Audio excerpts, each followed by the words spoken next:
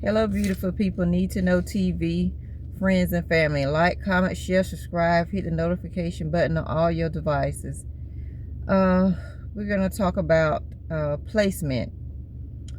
Finding placement for your loved ones, whether it's a person with disability, whether it's an elderly person, whether it's a person with anything going on that need placement in a nursing home, skilled facility, long-term facility, assisted living, whatever type of facility or center or rehab or whatever, group home, whatever it is.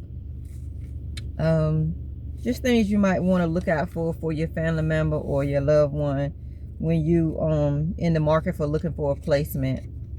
You can call this warning, red flags, need to know things, but it's just something you need to be aware of. Ask about the resident client, how many, the ratio, like how many aides would be to the clients, how many clients will an aide have, a nurse have, a personal care, a home health aide. You don't want to send your parents or family member or loved one to somewhere where they're going to be short staffed all the time, because that's going to be neglect, that's going to be abuse, they're going to be missing the mark somewhere. So you got to kind of ask the question of how many staff members will be taking care, or how many patients they resident or whatever they're going to be responsible for at one time. Ask about the meals, how many hot meals or cold meals they get a day. Ask what their favorite or dessert or something or a meal would be served at some point during the week. Ask about visitation hours. Ask about, can you stay over or stay late just in case they're having behaviors. You kind of got a family member, you kind of got to do your homework with these places. Ask about the fee. Do they fluctuate? Do they go up every couple of years? Or how much notice will I be given if the fee goes up? Will it be a month notice, 90-day notice, 30-day, something like that. Ask about, is the pharmacy sending meds like they supposed to? For, if the order change, will my mom, loved one have a hard time getting their medications in the facility? Do you have issues with your pharmacy? I know it's, you don't understand a lot of healthcare stuff, but a lot of places are missing the mark by getting people meds in the facility on time, and it can go a week, sometimes 2 weeks, with not getting certain medications in for certain clients, certain residents, certain patients. You just gotta kind of ask these questions. Ask about if their diet change, if your loved one diet change, if their level of care changes, the mental status, mobility. Ask will somebody inform you about these things, because you don't want mama, daddy, sister, auntie acting good one day, calm, pleasant one day, and then you go in the next day and they're acting chaotic, erratic behavior is all over the place, and it's not the same person that you visited the day before. Or you got to ask, will somebody notify me if something's going on? Ask about the doctor's appointment. Will the facility take your parents or whoever, your loved one, to the doctor's appointment, or are you responsible?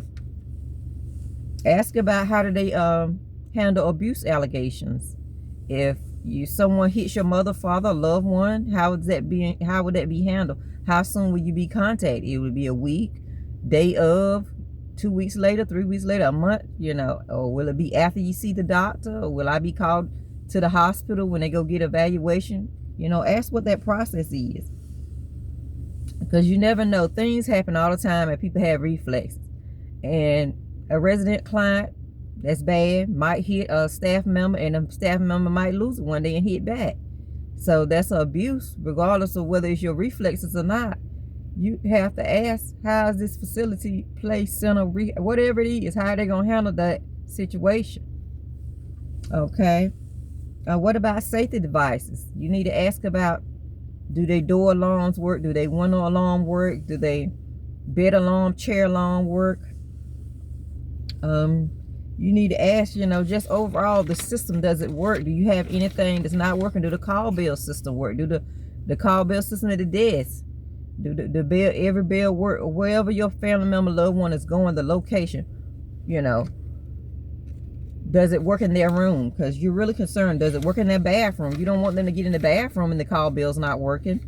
And somebody just hollering and you got to go find what room they're hollering at. You don't want to put your family member in a place like that.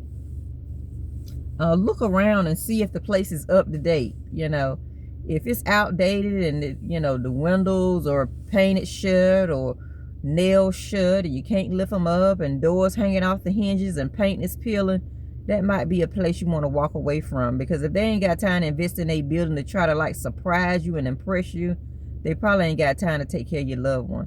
So kind of just like look around, okay? Just look around and pay attention. Ask them, how do they do activities? How, you know, do they plan outside activities? Do they plan like movie trips? Don't nobody want to sit in a building and be institutionalized 24/7. You want to send your loved ones somewhere where they can socialize, where they can get outside a little bit, where they can go out and still enjoy movies or have movie day or movie night or family night. You want to send them somewhere where they can kind of somewhat have a normal life, but they in a facility somewhere. So you kind of got to do your homework, people. I don't know what matters to you all, but I'm just giving you some tips of things that might highlight in your brain that you need to be thinking about. Don't just place your loved ones at a place and think it's going to be okay. You got to ask the important questions, okay, people? This is a big one. If your family member mental status is like a 2-year-old and they have dementia, Alzheimer's, or some type of autism or something where they cannot have the mental capacity to sign for a check or pay bills or take care of themselves, clean themselves or anything, do you really think they had the capacity to say, yes, I want to have extra activity with another person? No, they don't. They don't. So when people try to brush over saying that they have rights, resident has rights, they have rights if they have the mental mindset. If your loved one does not have the mental mindset, they cannot consent to extra activity. You know what I mean? You're very grown people. And my medical team, get in the chat and tell people what I mean about the extra activity.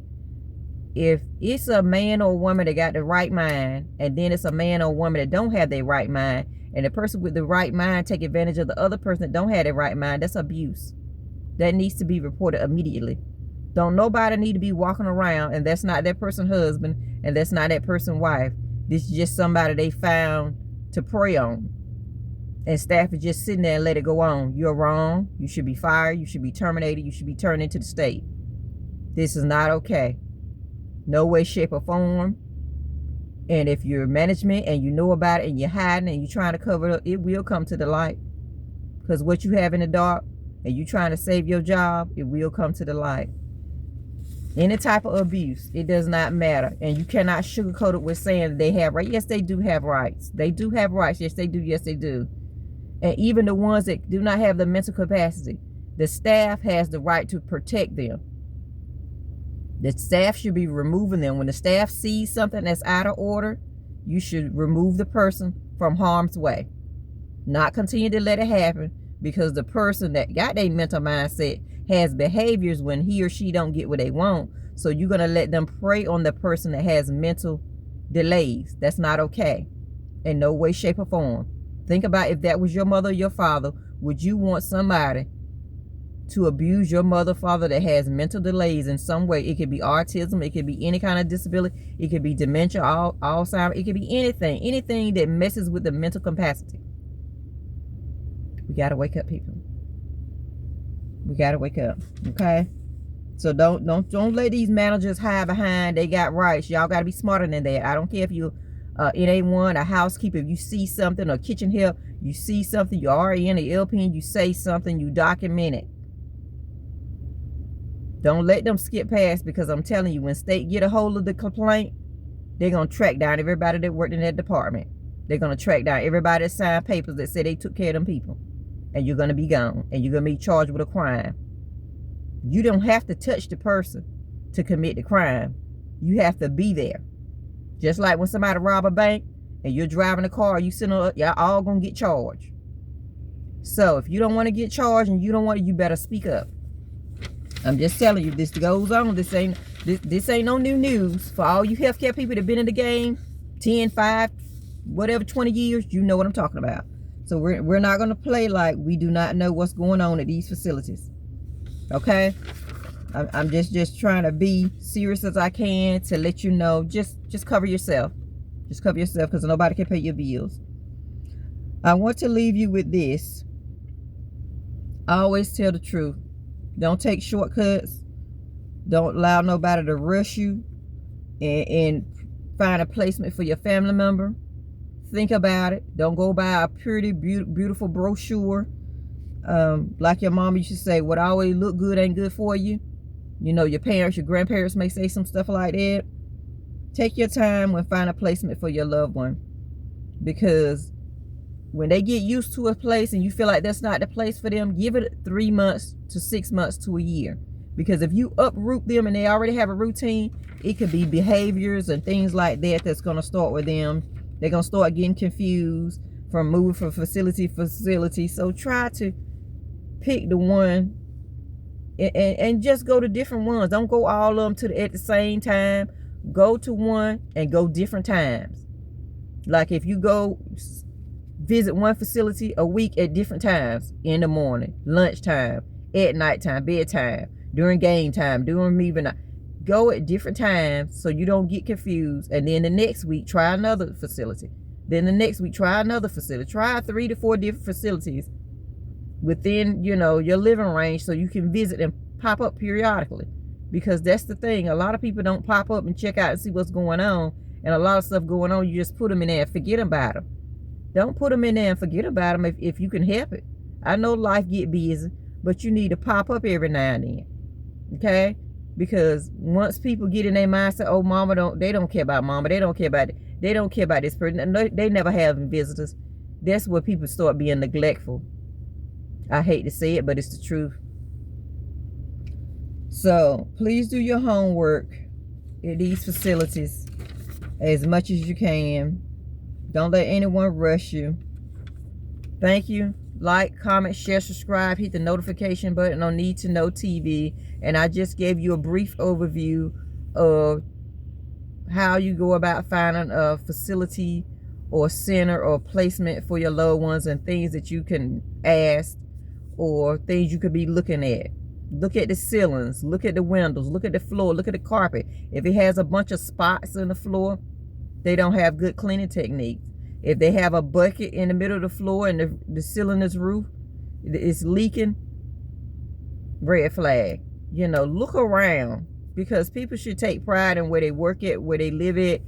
Maintenance man or whoever should be in there every day, or maintenance woman or whoever it is in there every day, fixing up the place, sprucing it up. Because in order for you to get residents or patients or clients, your place has to be tidied up.